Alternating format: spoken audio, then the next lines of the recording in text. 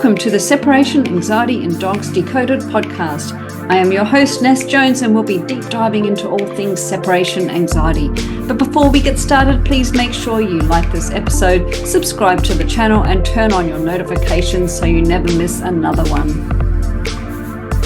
And don't forget, if you are interested in joining my easy step-by-step training program to resolve separation anxiety in your dog, you'll find the link in the show notes. Now let's get started. Welcome to the very first episode of this podcast dealing with separation anxiety and all the other issues that go along with it. I'm your host, Ness Jones, and I'm excited to get started. A little bit about me. I am a dog behavior consultant. I've got a number of qualifications which you can check out in my bio. However, the thing is I do specialize in separation anxiety. I'm certified in that field, but I also like to take a holistic approach to separation anxiety. So I do like to look at the big picture when we're dealing with it. But firstly, I think for this very first episode, we should probably talk about what separation anxiety is. And what maybe it's not as well. So separation anxiety is an emotional response for the dog that's being left by itself. Now, we do use the blanket term separation anxiety. However, we can talk about separation-related behaviors because sometimes we see these behaviors and they're not all separation anxiety per se. It can be based in something else. So, but some of the behaviors that dogs do when they're left by themselves, which are problematic for the dog guardian, are barking, howling, crying, whining. For me, they're probably the most common behaviors. But then we have things like destroying belongings, destroying your couch, destroying around exit points, so around door frames or window frames. Frantic attempts to escape is a big one. I'll tell you about Kevin, one of my clients, who was left out in the backyard, climbed up on the shed roof, jumped over the shed roof, went running up the road. He was very lucky. It was a big drop for a little dog, but he didn't get hurt too badly, except he did cut his face up when he was climbing up onto the shed roof. So not a good outcome. I have also heard of dogs being so scared to be by themselves, so terrified that they jump out of two-story windows. It's a big problem.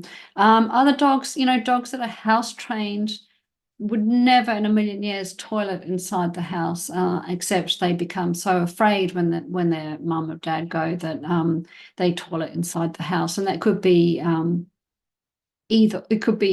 how do I say this, wheeze or poos.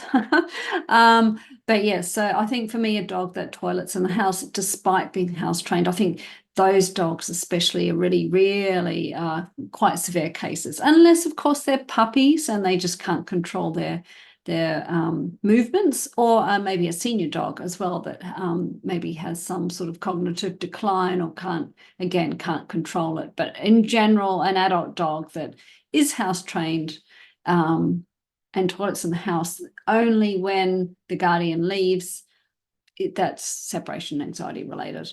Then there's the dogs that just become nervous or anxious before the guardian leaves. So they understand the guardian's what we call pre-departure cues or leaving cues.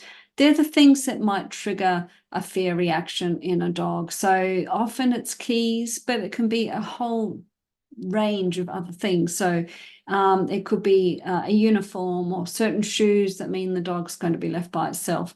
It could be for a woman, maybe putting on makeup or doing her hair, brushing teeth, taking lunch out of the fridge. Is for you to determine what your dog's triggers are. And what we often see is a dog that becomes hypervigilant as the owner or the guardian starts to get ready to leave, or they may start trembling or pacing. There's such a range of emotions that a dog, or such a range of behaviors that display that the dog is going through an emotional state.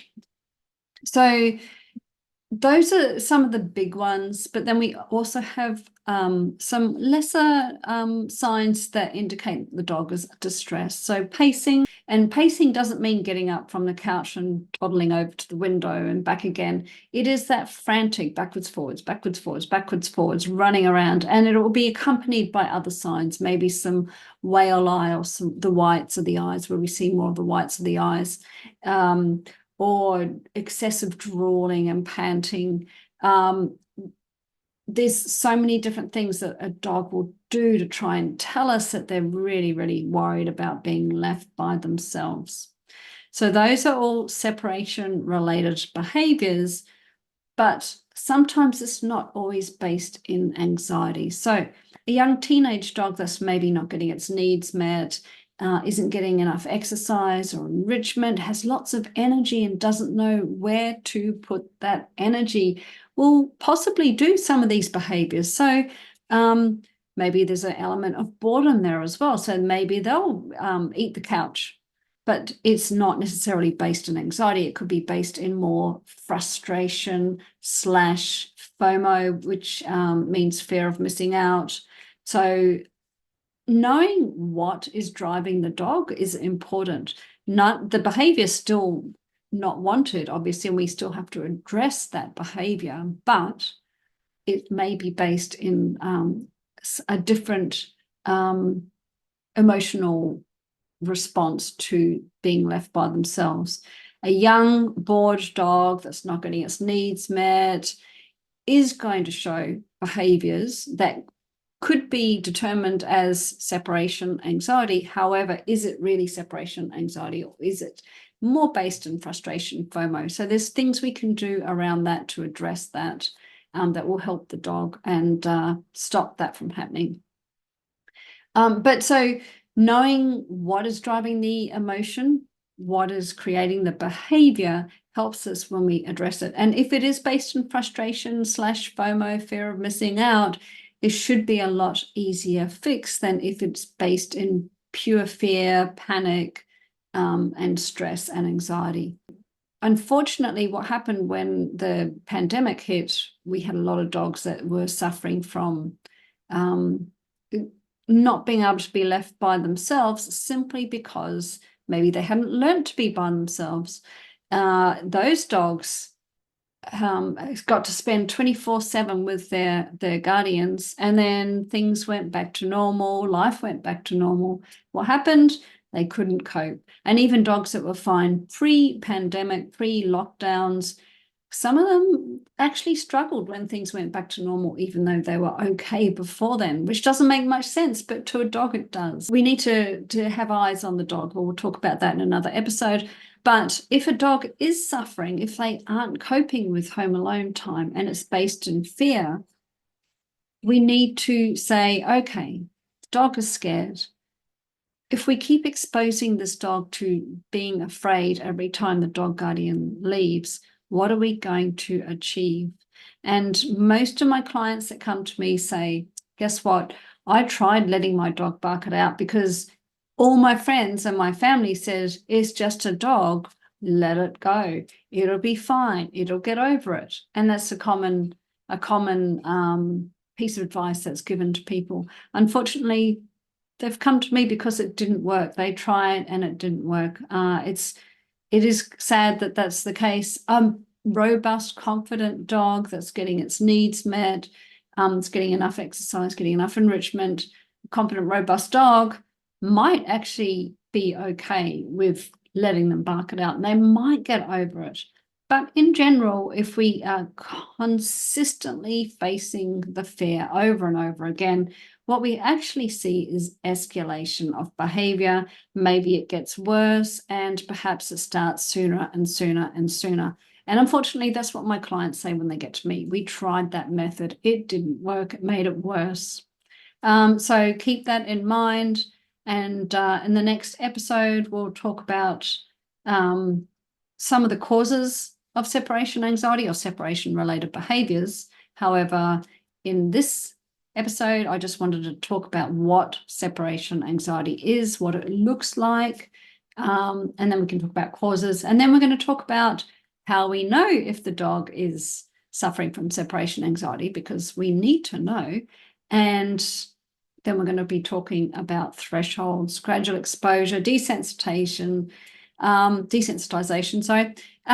we'll just be going through some of the broader aspects of separation anxiety. And then as we go through along, as there's more episodes, we'll be really drilling down and starting to be a bit more tailored and a bit more direct in what we're talking about. That didn't make sense. We're going to get more and more honed into the specifics of separation anxiety and how to start resolving it.